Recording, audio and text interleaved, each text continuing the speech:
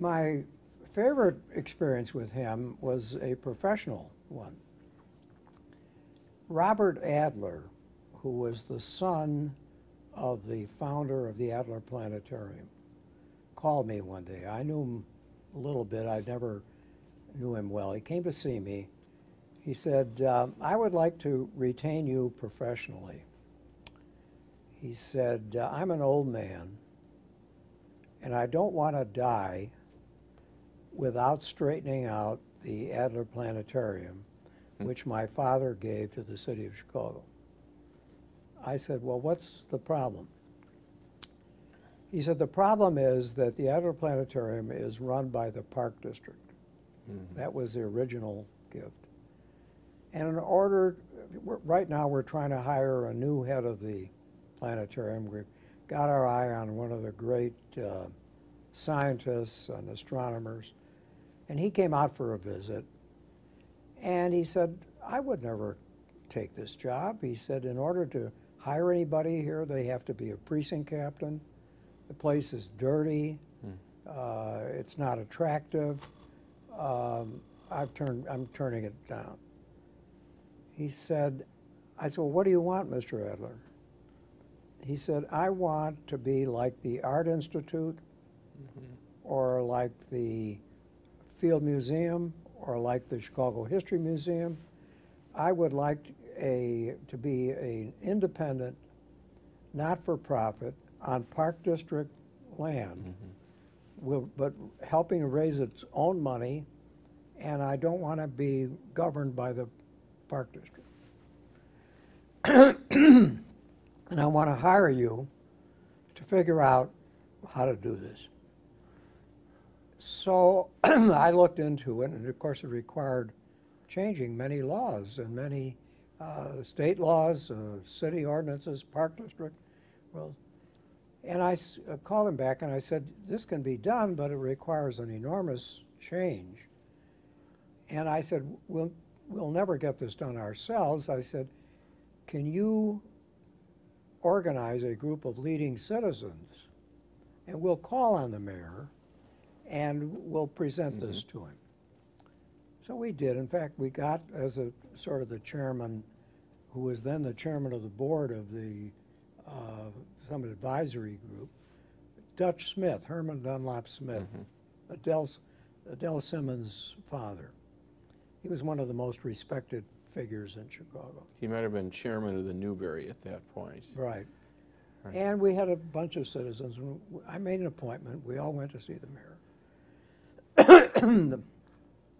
And I never forgot this. The mayor met us alone. No staff. Alone. Not a piece of paper, nothing. And we walked in, he looked at me and he said, he turned to Mr. Adler, he said, Mr. Adler, what would you like?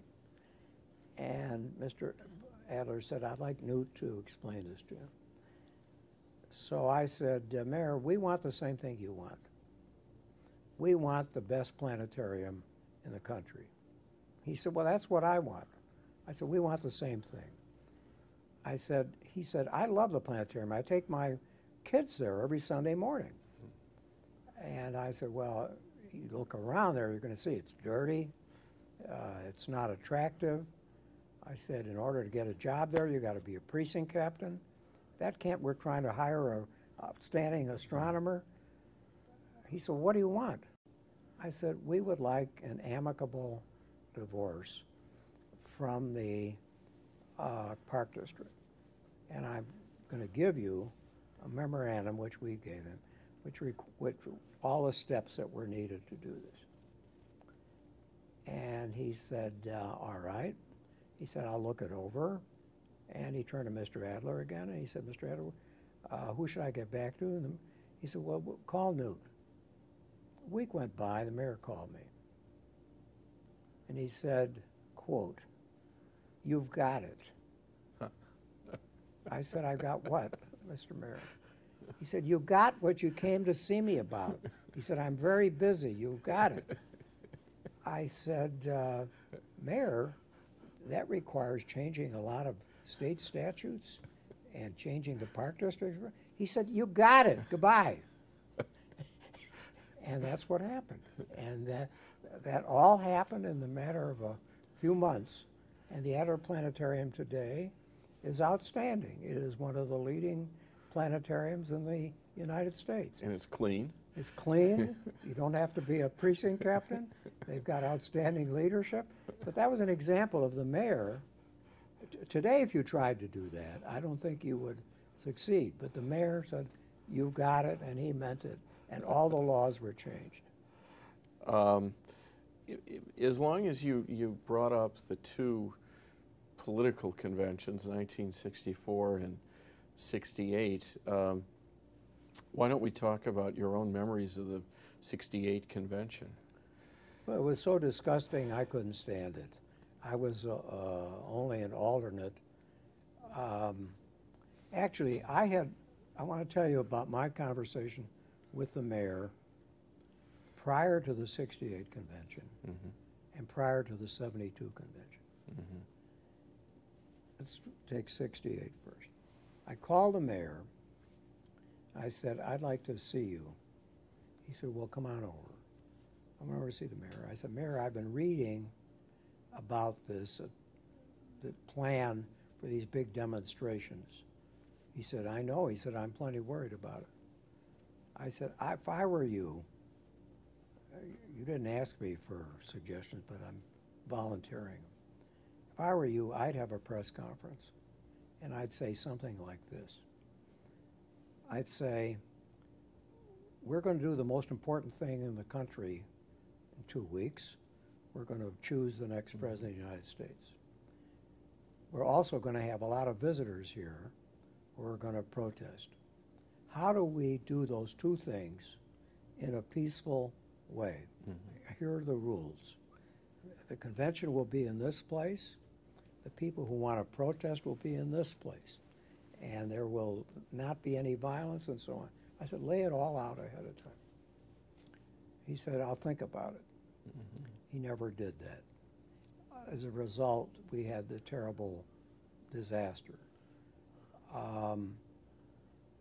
At that time, I felt that the likelihood was, Robert Kennedy was alive then when I went to see him. And I felt that he was, I didn't ask him, but I kind of sensed he was for Robert Kennedy.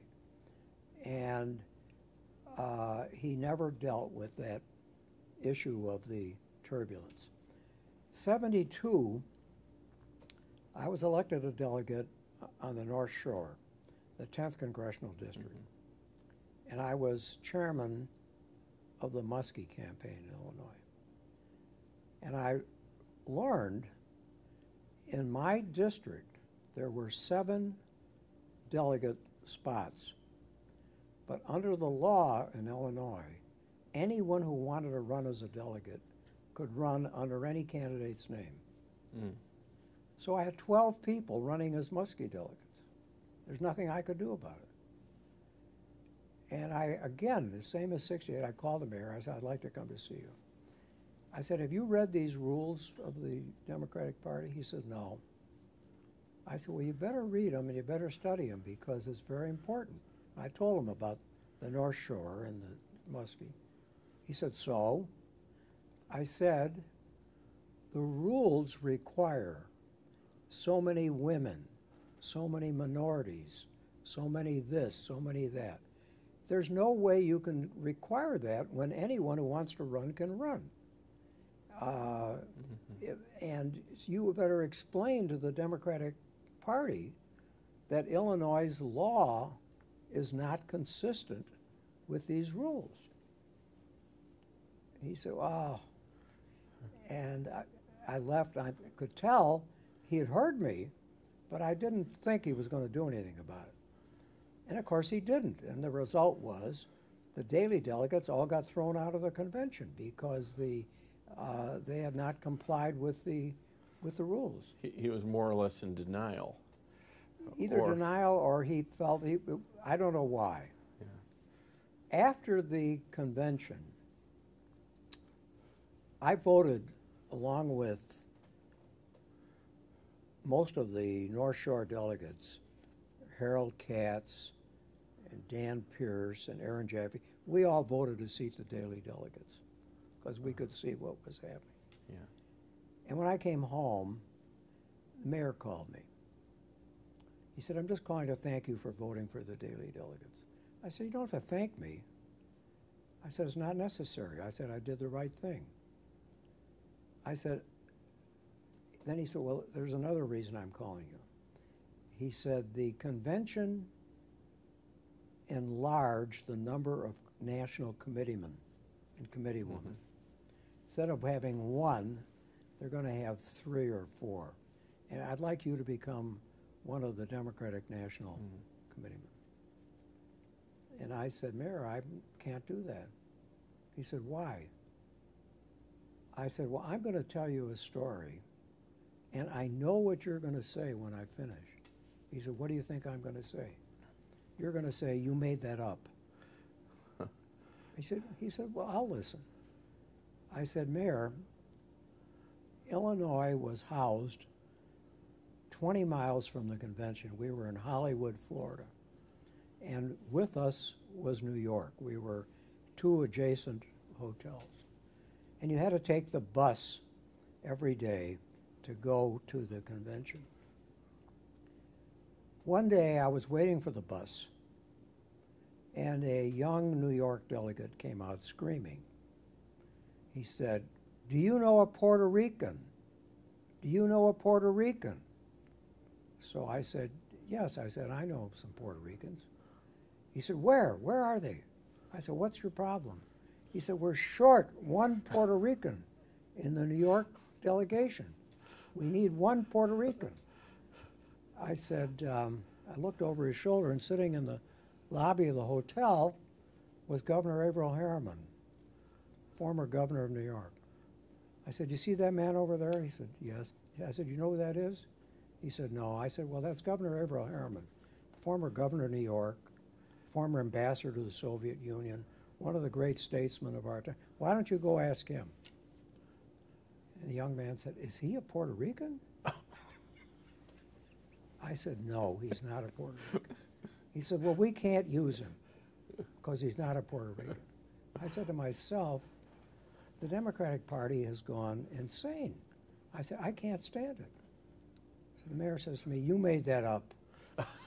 I said, I told you you'd say that? I did not make it up. I swear to you, this actually happened.